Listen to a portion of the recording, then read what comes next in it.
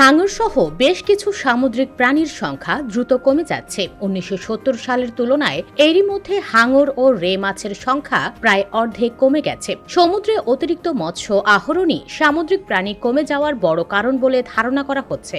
হাঙর ও রে মাছ সমুদ্রের খাদ্য শৃঙ্খলের গুরুত্বপূর্ণ শিকারী প্রাণী হওয়ায় এগুলোর সংখ্যা দ্রুত কমে যাওয়ার কারণে সমুদ্র জুড়ে খাদ্য শৃঙ্খল বদলে যাচ্ছে। নতুন এক গবেষণায় বলা হয়েছে, অতিরিক্ত মাছ ধরার কারণে কন্ড্রিথিয়ান শ্রেণীর জীব হাঙর, রে মাছ ও কাইমেরা নামের সামুদ্রিক প্রাণী গত ৫০ বছরে ৫০% বেশি হ্রাস পেয়েছে। কন্ড্রিথিয়ান প্রজাতি বেশ প্রাচীন ও বৈচিত্র্যময় গোষ্ঠী।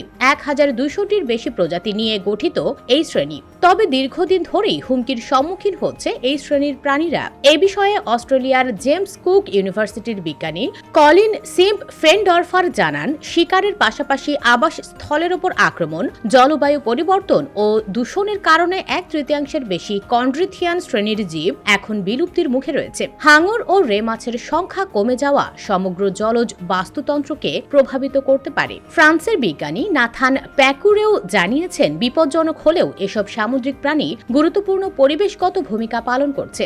রিফ হাঙর গভীর সমুদ্র থেকে প্রবাল প্রাচীরে পুষ্টি স্থানান্তর করার জন্য গুরুত্বপূর্ণ ভূমিকা পালন করে থাকে। অন্যদিকে রে মাছ সমুদ্রের তলদেশে পলি মিশ্রিতের পাশাপাশি অক্সিজেন তৈরি করে। হাঙর সহ বিভিন্ন সামুদ্রিক প্রাণী রক্ষার বিষয়ে বিজ্ঞানী কলিন সিম্প ফেনডরফার বলেন, সামুদ্রিক প্রাণীগুলোকে রক্ষা করতে চাইলে মাছ ধরা কমাতে হবে। মাছ ধরার পরিমাণ কঠোরভাবে নিয়ন্ত্রণ করতে পারলেই শুধু প্রাণীগুলোকে রক্ষা করা সম্ভব। অস্ট্রেলিয়া, কানাডা, নিউজিল্যান্ড, যুক্তরাষ্ট্র, ইউরোপ ও দক্ষিণ আফ্রিকার কিছু অংশে এসব প্রাণী রক্ষায় কাজ চলছে। খবর euro news. US Bengal report.